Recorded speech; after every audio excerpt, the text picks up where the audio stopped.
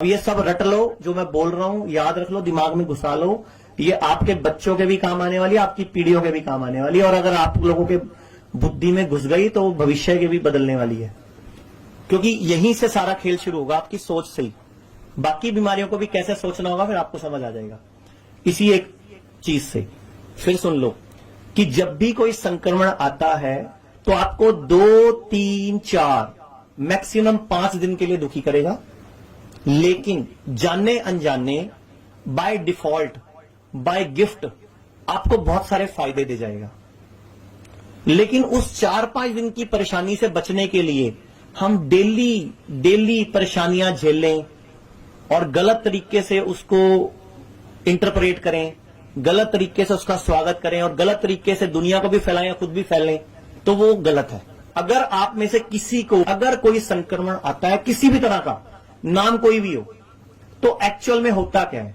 बुखार चढ़ता है, जुकाम होता है, या खांसी होती है, या स्मेल जाती है, या टेस्ट जाता है, या सिर दर्द होता है, या शरीर टूटता है।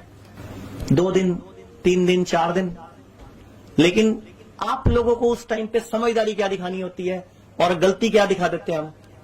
आप लोग इमीडिएटली डोलो 650, मेडलर, ये वो, या पता नहीं कहां से कौन सी गोली याद करके ले लेते हो। आप बॉडी के, आप लोग ना सबसे बड़ी गलती जो करते हो, जो आप लोगों को आगे नहीं बढ़ने दे रही, आप लोग प्रकृति पर, भगवान पर भरोसा छोड़ देते हो। आप ये क्यों भूल जाते हो जो गीता में लिखा हुआ है कि जो होता है, जो हुआ, जो होगा।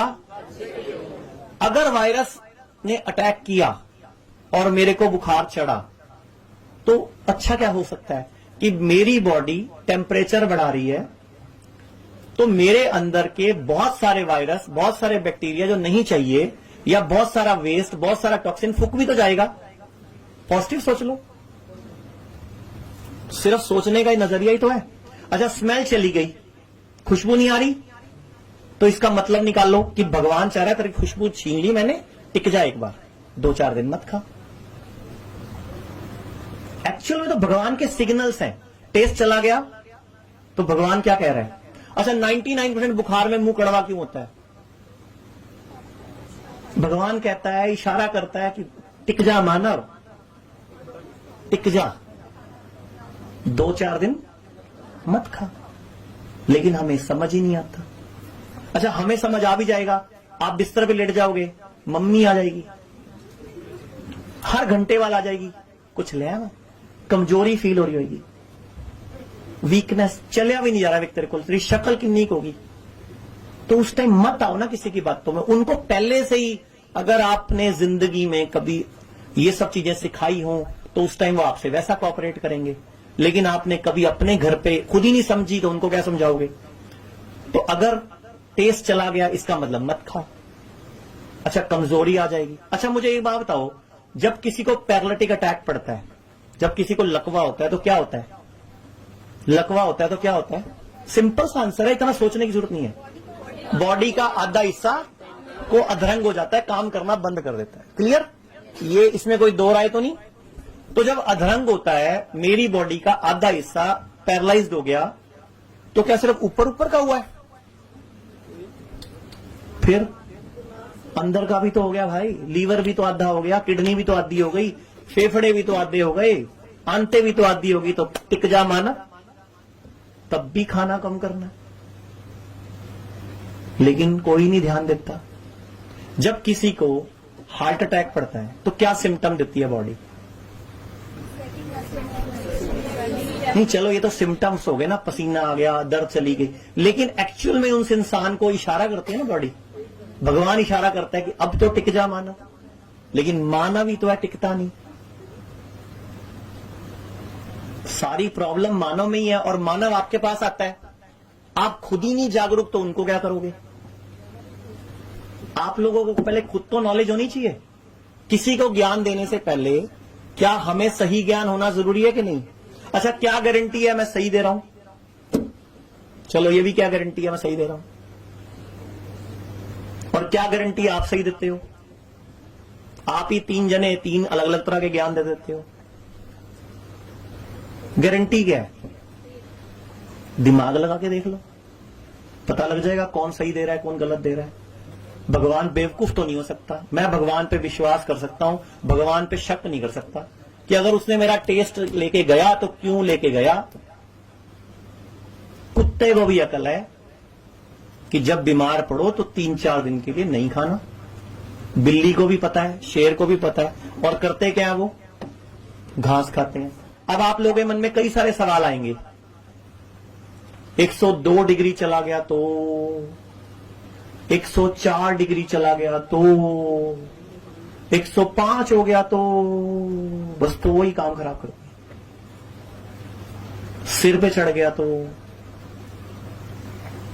बहुत सारे वहम आते हैं आप लोगों के दिमाग में। बट सही डाइट, सही उस टाइम पे प्रिकॉशन नहीं पता होने की वजह से ही हमें 102 हम खुद पहुंचा देते हैं, 104 भी पहुंचा देते हैं। फिर हमें मजबूरी में घर वाले ही उठा के कई बार एडमिट करा देते हैं, कई बार कोई फेंट भी हो जाता है। तो सही नॉलेज नहीं होने की वजह से, सही कॉन्फिडेंस नहीं होने की वजह से हम लोग सही को भी गलत कर बैठते हैं। देखो 7 से 14 दिन में तो सारे 99.9% लोगों का संक्रमण ठीक हो जाता है, और 80% लोग तो एसिम्प्टोमेटिक होते हैं, आपको भी पता है। लेकिन बीमार होना कोई बुरी बात नहीं है। अगर आप में से कोई डॉक्टर बीमार हो जाता है तो कोई बुरी बात है क्या, या मैं बीमार हो गया तो बुरी बात थोड़ी है। वो उसको पॉजिटिव वे में ले लो ना, कि बीमार होने पर अगर शरीर बीमार, पहली बात तो बीमार शब्द ही किसने रखा, बीमार नाम रखने से ही बीमार फील आता है। एक्चुअल में क्या है कि अगर आपको कोई भी लक्षण आया तो असूल से एक्चुअल टाइम पीरियड 3 से 5 दिन का है, और गलत डिसीजंस लेते लेते भी 7 से 14 दिन तक कहानी पहुंचा देते हो आप। कि कोई भी संक्रमण आए उसको पॉजिटिव वे में लो, कि इस संक्रमण के बहाने से मेरी बॉडी अपने अंदर के कई सारे दोष, कई सारे विकार, कई सारे टॉक्सिन्स भी दूर कर लेगी, तो थैंक यू भगवान। बट आप गलती क्या करते हो और सही क्या करना है वो सुन लो। कि अगर 2 डस्टबिन पड़े हो, 2 डस्टबिन पड़े हो बड़े साफ सुथरे नए ब्रांड के, लेकिन एक बिल्कुल खाली और एक में सारा कूड़ा करकट, चाय पत्ती, छिलके, दाल, वेस्ट, वो सब पड़ा हो। एक डस्टबिन खाली बिल्कुल साफ सुथरा और एक डस्टबिन फुल ऑफ वेस्ट, तो मक्खी, मच्छर, कॉकरोच, छिपकली कौन से वाले के पास ज्यादा जाएगी? हाँ? जो गंदगी से भरा हुआ है। क्यों? सड़ रहा है, गल रहा है। और बैक्टीरिया वायरस किसके पास ज्यादा जाएंगे? भले ही बैक्टीरिया वायरस के चक्कर में, छिपकली के चक्कर में, कॉकरोच के चक्कर में आपको समझ आ जाए कि डब्बा खाली करना है, लेकिन अल्टीमेटली आपका भला करने के लिए आए वो। लेकिन आपको याद आ जाएगा कि जैसे ये खाली है मुझे इसको भी, और इमीडिएटली सबसे पहला काम आपका क्या होना चाहिए? खाली करने का। हम लोग क्या गलती करते हैं, कहां से छिपकली आई, मोरी बंद करें, कॉकरोच कहां से घुसा, घर के खिड़की दरवाजे बंद कर दे। ये आप नहीं कर रहे, मैं ये नहीं कर रहा, आप ऐसे सारे ऐसी गलती करते हो।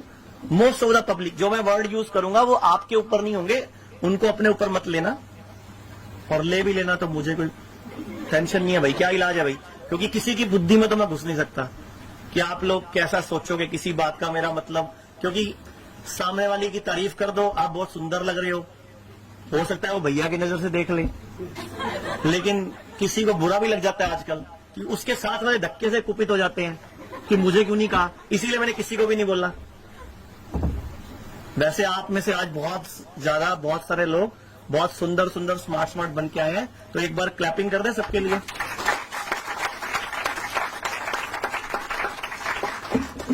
जोर से कर दो यार, सुंदरता के लिए क्लैपिंग करनी चाहिए। मैडम आपको नहीं लग रहा कोई सुंदर इनमें से, या आपको अपने लिए अच्छा लगता है बस? तो फिर अच्छा, फिर ढंग से कर दो, थोड़ा सा मेरी पीपीटी ढंग से चलिएगी।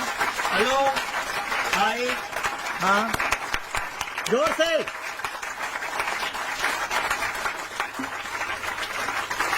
करते रहो ना, 1-2 घुट पी लूंगा।